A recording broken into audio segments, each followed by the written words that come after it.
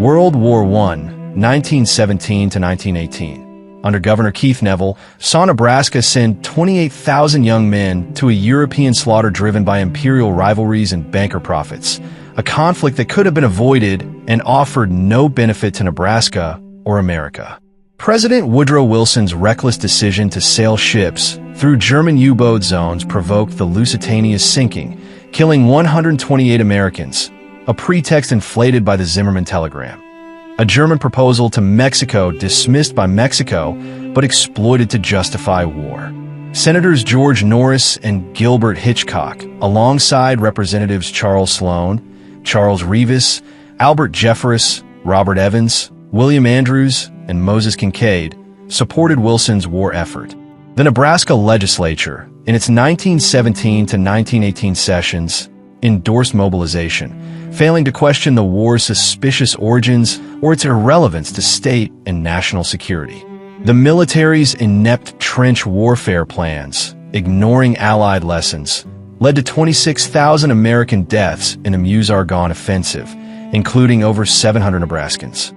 These reckless strategies, coupled with poor coordination at battles like St. Mihiel, where 7,000 Americans died from misdirected artillery, reflected America's deceitful leadership.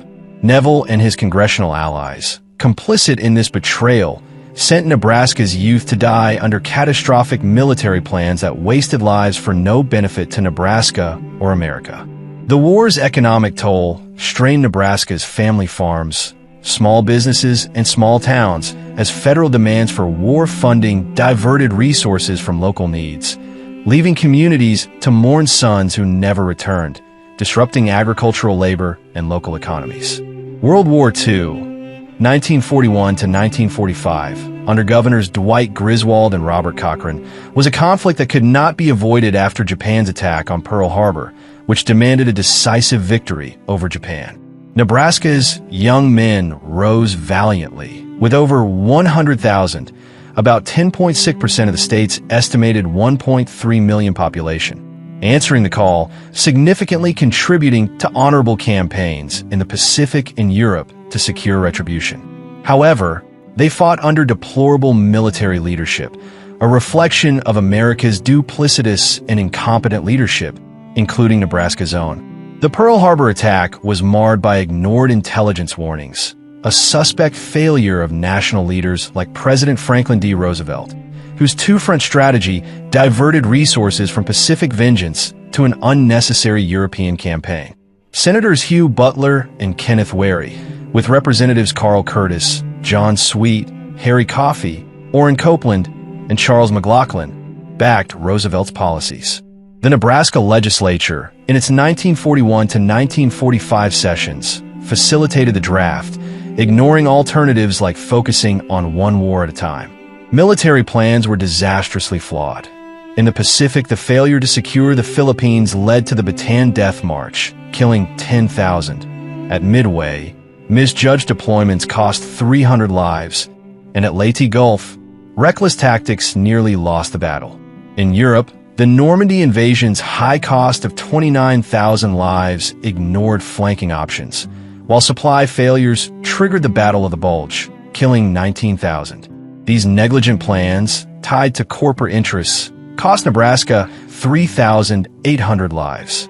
Griswold, Cochrane, and their congressional counterparts sent brave Nebraskans to die under inept leadership, failing to challenge the war's flawed priorities. The war's financial burden strained Nebraska's family life, economy, and communities where young men were taken, some never to return, with increased taxes and war bonds pressuring rural families, while the social cost of returning veterans, many traumatized, disrupted communities. Despite the necessity of answering Pearl Harbor with a decisive victory over Japan, the catastrophic leadership ensured that Nebraska and America reaped little lasting benefit, with the state's sons sacrificed for globalist agendas. These wars established Nebraska's leaders as complicit in federal treachery. World War I, an avoidable conflict, and World War II, though justified by Pearl Harbor's attack, saw governors, delegates, and legislators fail to address the wars rooted in deceit and catastrophic military plans, prioritizing neither Nebraska's nor America's security. Instead, they deepened the state's involvement, ignoring the debt, deaths, and economic strain, betraying their valiant youth who deserved better leadership.